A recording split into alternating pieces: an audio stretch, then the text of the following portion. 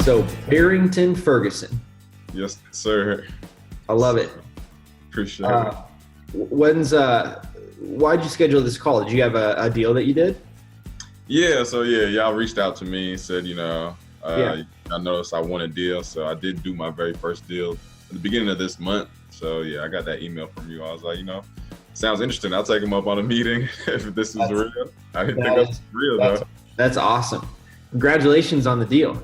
Appreciate it, man. Appreciate it. It's all thanks to the app, man. It does wonders, man. It really does. I'm glad it's helped you so much. That's why I originally built it, was because I was trying to drive for dollars and I needed something that was going to help me not forget to follow through.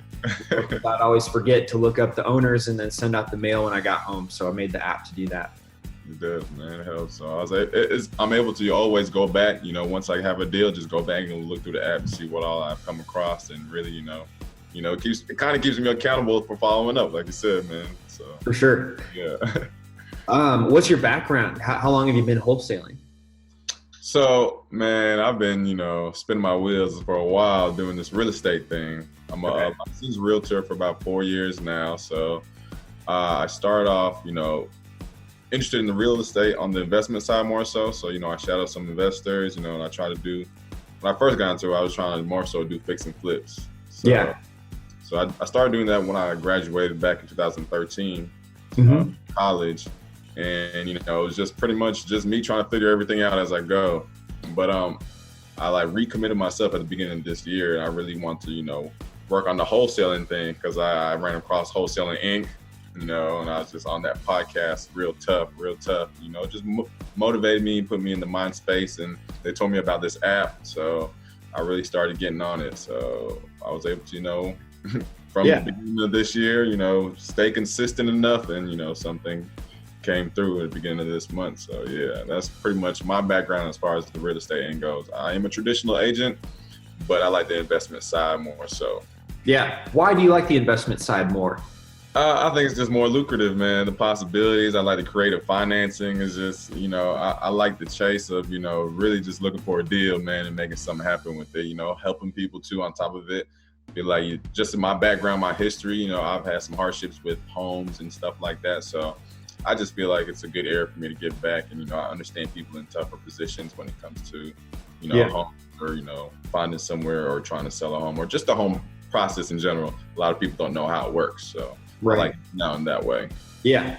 Okay. And then, so are you a tribe member of Wholesaling Inc.? I'm not, man. Okay. I'm not. I do use their TTP promo codes, because they give it out on their podcast so often. I do want to, eventually, if I get a couple of more deals, do want to join them, because I think they're pretty good, man. I really do. Yeah, they are good. And you know what? I think that's perfect, because even though you've done a couple deals, I think they can give you systems that you can just implement to really dial in your process, and do more deals more efficiently. Yeah, that's the plan. Like, I only did my first one so far. So if I can get one or two more and really, give me a good little cushion, then yeah, I'm all for it, man. That's the plan. That is definitely the plan. Sure. Well, I would love for you to tell me the story of how you got this one deal. Tell me the specifics, like what did you notice about the house? How did you get in contact with them? How'd the conversation go? And all that, because it helps people listening. Okay, yeah, for sure. So just driving for dollars, of course, This was, I think I found the deal. I'll have to go look at it exactly. Sometime in March, maybe in March, I was driving around. So this house was, and actually I was in the area showing a house to an investor in the area. And then after I showed the house, I was just driving, looking for anything, because I noticed it was in a rougher area that could possibly have some potential homes. Yeah. That might need some, fixing up. So I did find one. It was sitting back on the road, completely looked. So this house, a tree fell on, a big oak tree. So it was pretty damaged. It was boarded. You could tell nobody lived there. Grass was pretty high. So this was back in March. It took me a while to, actually get in contact with somebody. It took me about a month. So in April, I guess I got in contact with somebody. She said she planned on, working on the house herself. She was going to fix it up herself. So I was like, that's okay. And I asked her if it would be okay if I followed up with her, just to see, how things were going. She said that was fine. So About a month later, I continued to follow up with her, and she eventually told me that she's probably going to plan on selling it in June. Okay. Like, give her some time, but try to reach back out in June. So I was kind of getting a little impatient. So March, April. So the end of May is really when I reached out to her just to follow up and see how things were going. So mid-May, end of May, I followed up with her saying, I know you said to wait until June, but I just wanted to, see if anything has changed. So she actually said, you know what, she is ready to sell. So I was like, okay. And this is my first real appointment. I feel like somebody's really, she said she seems serious. So I got excited. I was like, okay, how soon can you meet out there? I think it was like a couple of days. I think it was Friday I called her. And I met with her that Sunday. And before I even got out there on that phone call, I was like, if we're able to, negotiate a price or come to a reasonable price, would you be ready to sign, that same day? She was like, yeah, I'll be ready to go. So I went out there prepared with my contract and everything. We walked through the house. It was pretty damaged. There was no lights or anything. The tree fell in the back. There's a big gaping hole in the back of the house. Yeah. It's a pretty large project. So I gave her a number. I think she said 50 at first. And I was telling her that, the best I could do was the high 30s. Yeah. So she was like, yeah, you know what, give me 38 for it. So I was like, okay, 38. We wrote up the contract for 38. And I started marketing, as an agent, I went on the FMLS, looked at some transactions, reached out to multiple agents. I had a little buyer's list I've been working on just from becoming an agent. I want to work with investors, so I've just been building a list for a while. Yeah. So, I shot it out to them. I started getting a little feedback. It started trickling slowly. Then I eventually got one guy that was, he seemed very interested. So we went back and forth, but his number was in the high 30s. He was looking like 41. Initially, he told me 41. Wow. Like, okay, 41. I was like, that's only like $4 grand, something like that. So I had him go out there and look at it. And then he came back, he was like, really, the best I could do is 38. So yeah. I'm like, that's where I am, really. So I'm like, oh, man. So I went back to the seller and, renegotiated. I was like, look, after, looking at the property, going through some due diligence, having some people walk through, I'm going to need it to get a little bit lower. Yeah. She was open to it. She was ready to sell it, honestly. So she was pretty motivated. And she was like, can we do 31? So I was like, okay, we can do 31. Yeah, we can do 31. Yeah, we can do 31. I'll work with that. So we, we amended the contract. 31 was the new price. And, pretty much from there, it just, it was a smooth process from there. I just stayed on the attorneys, the closing coordinator, make sure all the paperwork was in, make sure all the buyer, seller information was in, and just make sure I stayed on everybody because to me, I'm like, I don't want anything to fall apart in this deal. So it was fully executed. Can you go tell us what you told her when you had to renegotiate? What was the reason why you needed to renegotiate? I told her just the margins were, just for, somebody to, fix it up, and the comps in the area is hard to pull the comps. So the ARVs weren't the best or weren't too accurate. So I was like, just for safety purpose, as far as purchasing a house, I'm an investor, I'm in it for a profit. I can't, buy something. I can't return it to you either. So if I'm going to purchase it, I really want to be in a safe zone as far as, knowing my numbers. I am going to make some money on the back end. So that's pretty much how I kind of explained it to her that, I need a better margin for it to work for me to be comfortable to do the deal. Yeah. So, wow. I love how honest you were. I think a lot of people feel uncomfortable saying that they're going to make a profit. And it's amazing when you're upfront and honest about how people react, I think, in a positive way. It was crazy. It was. And that's kind of what made it more comfortable for me. Yeah. I was able to, tell her exactly what I had going on and what I was trying to do. Yeah, for sure. Why did she actually want to move in the first place? Did she tell you that? Actually, man, crazy story, man. So it's not even her house, it was her mom's house. And I told you the oak tree fell on it, and her mom passed away because of that oak tree that fell on it. Wait, she passed away because of the tree? Yeah, man, it was so crazy. I was like, I've never heard of this ever in my life. Oh my gosh. Wild. I was like, that is wild. My gosh, that's crazy. Exactly. I was like, So the tree was still falling, but she obviously like got her mom out, right? Like she. no, her mom passed away. Like the oak tree killed her mom, pretty much. Oh my gosh. Oh my gosh. I was like, that is crazy. So I've never heard that ever. Yeah. So it was vacant for a while because she really wanted to do the project herself. It was her mom's house. And when we went there, she pretty much knew all the neighbors. She introduced me to the neighbors and everything. I actually got some other business for more of a traditional real estate side. So yeah, it was a unique situation. It was really a unique situation. So that's pretty much why she wanted to sell. Yeah. I wanted to share for anybody that's listening to this, that house was owner occupied when you added it to the app, right? Yeah. Yeah. So don't neglect your owner occupied homes. A lot of people see that owner occupied and they only want to focus on absentee owner properties. Yeah, you're absolutely right. Yeah. So I always tell people, you know, I've done a few deals like that, actually where it was the parent who died and they would put up owner occupied, but it ended up being a deal.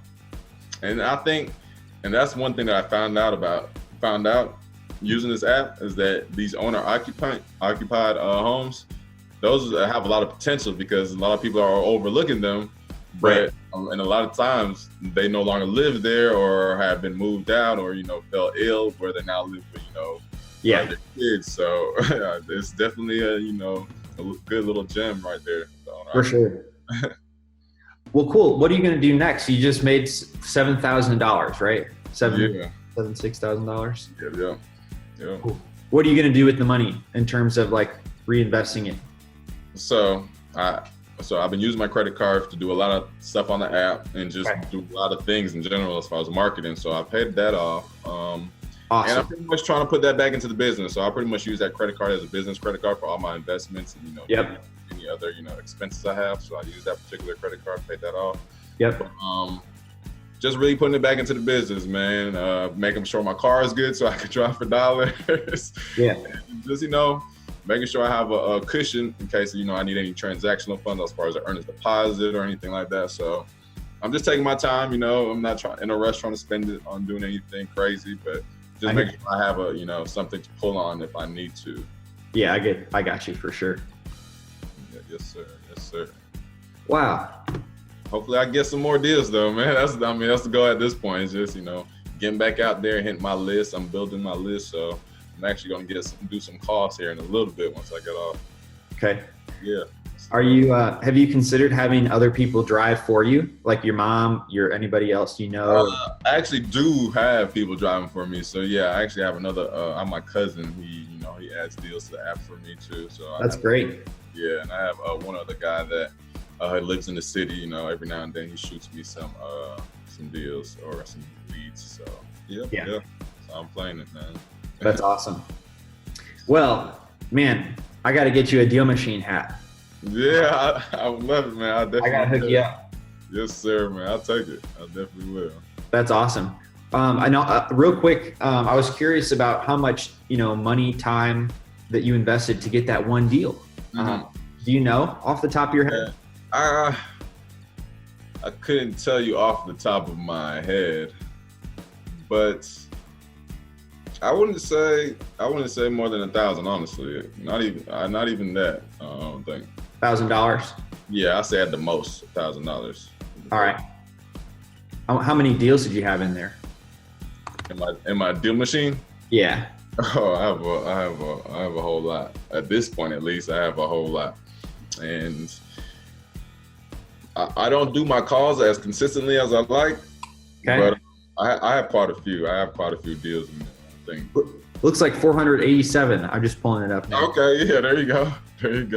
487, and then you sent out 387 postcards.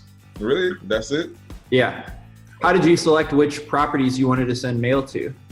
So that's how I'm still gauging how I want to do that, but I'm doing it more like if I call somebody and I get a contact, I'm probably going to start mailing out. I don't immediately mail out. I feel it out at first. You know, I look into the property and I just, you know, if I feel like it's a good potential deal from what I find out and research, then I start doing mailers.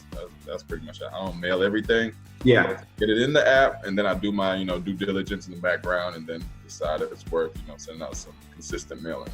I got you. Do you use the repeat mail feature to keep it going? Yes, sir. Yes, sir. Yes, sir. And are you taking photos and adding those to the postcards too? I have just started doing that. Not all of mine have photos, but yeah, I've started doing that. That's cool, man. I'm able to.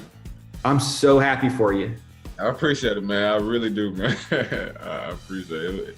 It was a journey, man. Nonetheless, it took some consistency and some commitment, but Yeah. I'm happy I was able to get it done, man. I really am. Me too. This is the best part of my job, is hearing you be successful. We want to do everything we can to make sure you're successful. So, from that end, we're, it looks like always updating the app, adding things that are going to make your driving easier, make it easier to manage a team. And we just want to be encouraging to you. So we're going to give you a DealMachine hat, celebrate with you. Yeah. Yeah. And I look forward to coming back here when you get your second deal. Sounds good to me, man. I really appreciate all you do, man. I really do appreciate that, man. You're welcome. You're welcome. And even taking the time to have this little call with me, man. That's big, especially on July 4th, man. That's absolutely dedicated, man. And it takes work to get out there and get the deal. So I love hearing about it. Yeah, man, it does. It really does take some work, but it's worth it, man. It's worth it. Yeah, absolutely. Hey, well, happy 4th of July. Thank you so much for calling in. Yes, sir. Yes, sir. And like I said, I look forward to talking again.